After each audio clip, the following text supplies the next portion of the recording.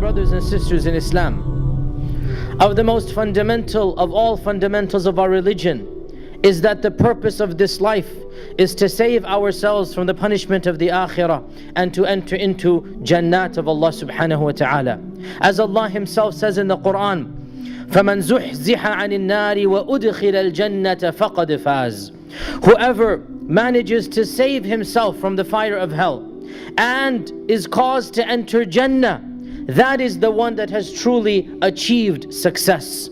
So the real success is to be saved from the ultimate punishment, which is Jahannam, and to enter the ultimate reward, which is Jannah. And Shaykhul Islam Ibn Taymiyyah, one of the greatest scholars that our tradition has ever seen, has extracted from the Quran and Sunnah the 10 methods, the 10 mechanisms that can be used to have our sins gotten rid of and to save ourselves from Jahannam. So there are 10 methods, there are 10 mechanisms and ways that can avert from us the fire of hell and allow us to enter Jannah and cause our sins to be forgiven. Number one is the concept of tawbah. Of the ways we cause Jahannam to be averted away, and of the ways we cause our sins to be forgiven, is the concept of tawbah. And tawbah is an action of the heart. Repentance is a spiritual frame of mind. It is an internal act, and it means that we return to Allah subhanahu wa ta'ala, because a sin distances us from Allah. A sin puts distance between us and Allah subhanahu wa ta'ala. So what does tawbah do? Tawbah literally means to return to. Taba yatubu means to come back to. So tawbah is to come back to Allah after the sin has been done. And tawbah is obligatory on each and every Muslim every single day of his or her life. And tawbah is the most effective mechanism for having our sins forgiven. And what makes it even more powerful, that no sin can withstand tawbah. Tawbah forgives every sin. Inna Allah yaghfiru dhunuba jami'a. Allah can forgive all sins. But how?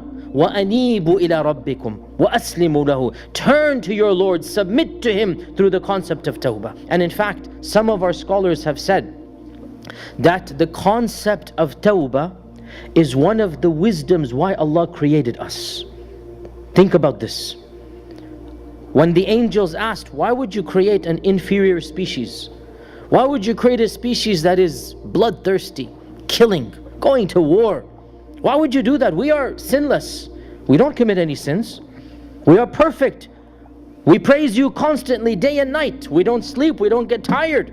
We never forget. Why would you do this? And Allah says, I know what you do not know. Inni a'lamu ma la ta'lamun. And some of our mufassirun have remarked that Allah subhanahu wa ta'ala wanted to manifest His merciful side as well. The fact that He forgives, the fact that He accepts the repentance of the sinner, and the angels do not sin, and the angels do not ask for forgiveness, and the angels do not need tawbah. So who needs tawbah? We need tawbah. Number two is related to it. It is linked with it, but it is different. It is linked, but it is different. And that is istighfar. Istighfar. Istighfar is the verbal act of tawbah. Istighfar is the tawbah that is manifested on the tongue. So the difference between istighfar and tawbah is a state of the heart. It is a psychological frame of mind. And istighfar is manifesting that tawbah upon the tongue. And that is by requesting Allah to forgive you. And that is done by many ways, and the most common is to say astaghfirullah. But there are other ways as well. Any verbal request to Allah to forgive the sin, and it is to say astaghfirullah al-azim, astaghfirullah, I have committed a sin, oh Allah, forgive me. Ya Ghaffar ighfirni, Ya Rahman irhamni, Ya Tawwab tub alayya. This is istighfar. Even when you say tawbah and you say Ya Tawwab tub alayya, this is in fact istighfar, because the tongue is what does istighfar. And our Prophet ﷺ said, hadith is in Sahih Bukhari, that Wallahi inni la atubu ila Allah wa astaghfirullah في كل يوم أكثر من 100 مرة. Every single day I repent to Allah and I say astaghfirullah. So notice, tawbah and istighfar, they are different but they are linked. إني لأتوب وأستغفر. I do tawbah and I say istighfar. Every day at least 100 times. So if this is the Prophet ﷺ, then where do I stand? Where do you stand? So of the 10 ways, number 2 now, we should make it a habit, inculcate into our lifestyle. Every day, every night, we should make it a habit to keep on uttering astaghfirullah, astaghfirullah, astaghfirullah. Allah says to the angels, He calls them and He says, I am calling you to witness, to testify that I have forgiven this habitual sinner, slave of mine. He's always committing sins. I have forgiven him. Why? Because he recognizes that he has a Lord whom he has transgressed against, but who forgives sins. So because the servant recognizes who Allah is, and he recognizes how sinful he is, and he recognizes my only hope is istighfar, my only hope is Allah's rahmah. So because of that, Allah has forgiven him. Number 3, what else will avert us from Jahannam? Good deeds. Good deeds. Our good deeds expiate our evil deeds. Our good deeds dissolve, dissipate our evil deeds. Once a man came to the Prophet ﷺ and he was in a very penitent state, very sorry state, and he said, Ya Rasulullah, I have committed a major sin. I have done an evil deed. I have seduced a woman and I kissed her. Kissed a woman. He didn't go beyond this. He kissed her. So the Prophet ﷺ said nothing to him. Then the time for salah came and they prayed. And the man went away thinking that there was nothing he can do to get his sin forgiven. The person called the man back and he said, oh so and so, didn't you come to the masjid and pray with us? And he said, yes I did. Don't you know that Allah says in the Quran, Innal hasanati yudhibna sayyi'at? Doing good deeds causes evil deeds to go away. In other words, you have repented, you are clearly guilty, you have come in a sorry state, you are making istighfar to Allah, now you have walked to the masjid, you have prayed with us. This good deed will forgive your evil deed.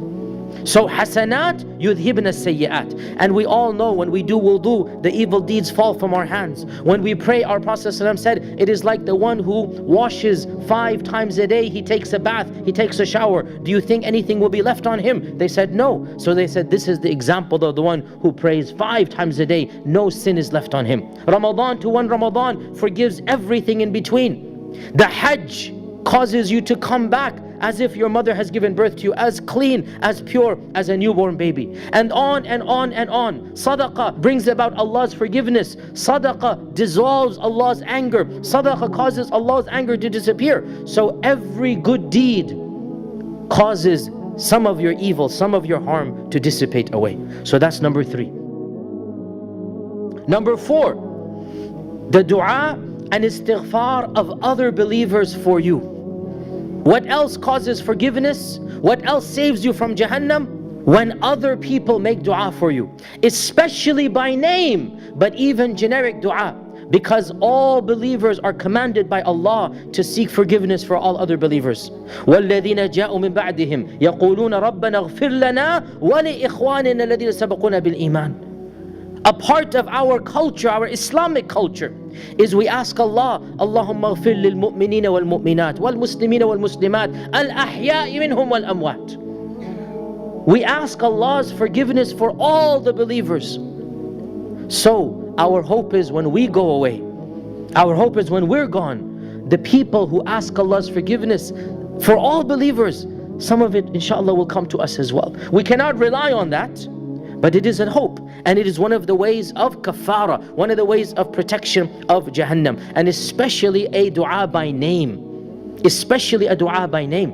And that is why we are encouraged to seek forgiveness for others, because when we do it for others, then inshallah when we are gone, Allah subhanahu wa ta'ala will cause people to do it for us as well. And how stingy we are, brothers and sisters, that we don't even want to raise our hands up to Allah and ask Allah to bless other people, ask Allah to protect other people, ask Allah to forgive other people. Don't we know that when we do it, an angel will say Ameen, and may you get the same as we seek forgiveness forgiveness for others, Allah will create people that will seek forgiveness for us. So point number 4, dua and istighfar from the other believers. Point number 5, the calamities and the trials and tribulations and the pain and the suffering and the anguish and the grief that every one of us faces throughout our lives. Of the mercy of Allah, and He did not have to do this, but of the mercy of Allah is that every physical or emotional pain that we suffer, if we have faith in Allah and we have sabr and yaqeen, that pain will dissolve our sins as well. As our Prophet ﷺ said, no servant of Allah is afflicted with ham or gham, nasab or ta'ab.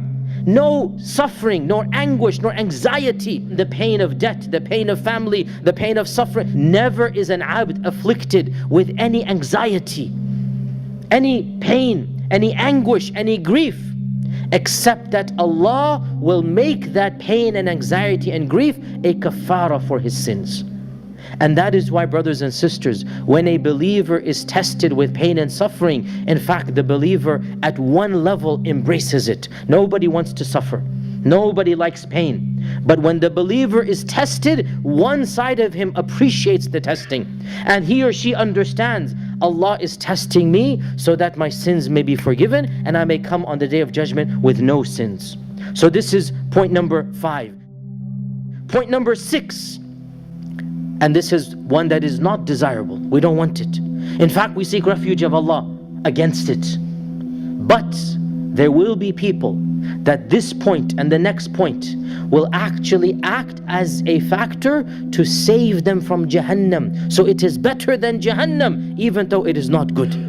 Point number 6 is the adhab of the qabr. And we seek Allah's refuge. We don't want adhab al-qabr. We want tawbah, we want istighfar. We understand life is going to be difficult. We don't want it, but we understand it's a part of life. But adhabul qabr, no, we do not want it. But there will be people, they are major sinners. They deserve Jahannam, but Allah will punish them in the grave so that they do not go to Jahannam.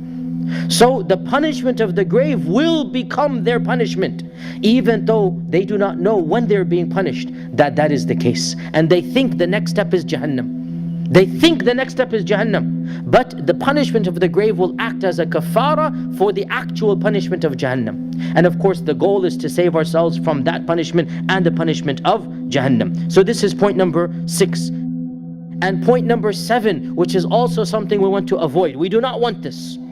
Is the punishments and trials on the day of judgment.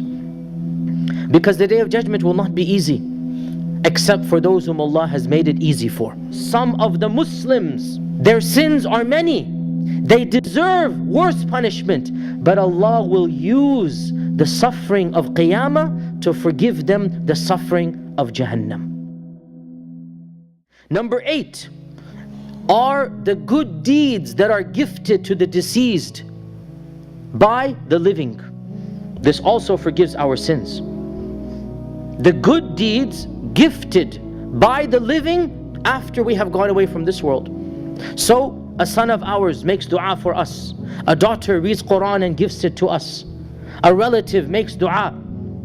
A friend remembers us and gives charity in our name because we have benefited. So the more people we benefit when we're alive, the more they will think of us when we are dead. We all know the famous hadith that when a person dies, his amal cuts off, except for sadaqah jariyah, waladun salihin yad'u lah, knowledge that he benefited others by. So we need to maximize spreading our benefit to others, so that when we're gone, people remember, oh, he gave me a loan that day. May Allah Azza wa Jal forgive him. That one word, you do not know how it will help you when you most need it. When you most need it, that word might help you and cause a major sin of yours to be forgiven. You gave charity to the orphan, and the orphan grows up and he remembers, oh Allah, whoever helped me, whoever financed me, make his grave a vast place. That dua coming from the qalb of the yatim, you do not know what will happen. You built a masjid, you financed whatever, all of this will come back and benefit you when you need it the most. And there is a famous hadith that a person will be rising in his qabr and he will say to Allah subhanahu wa ta'ala, oh Allah, where are these good deeds coming from? Well, how am I rising up, getting higher and higher? And Allah will say, this is the dua of your son after you. This is the dua of your children after you. So how will this happen? When you raise your children to remember you. When you raise your children as good Muslims, then the dua will come back. So this is number 8. Number 9 is the intercession of the one who has been given the ultimate intercession of the human beings, and that is our Habib and Mustafa, the Prophet Muhammad sallallahu alaihi wasallam. The shafa'ah of the Prophet sallallahu alaihi wasallam, we cannot know if we're going to get it, but our dua is, oh Allah, make me amongst those whom the Prophet sallallahu alaihi wasallam makes shafa'ah for. That shafa'ah, whoever gets it is going to Jannah. So we ask Allah subhanahu wa ta'ala to give us that shafa'ah.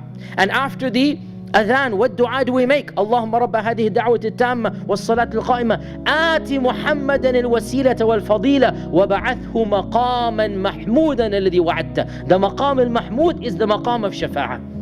And our Prophet ﷺ said, whoever makes this dua sincerely from the heart, then I shall be his shafi' on the Day of Judgment.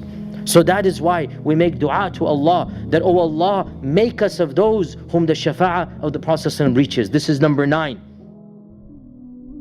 And number 10, and the last of them, and definitely not the least of them, is the pure, undeserved rahmah of Allah subhanahu wa ta'ala that He gives to whomever He chooses.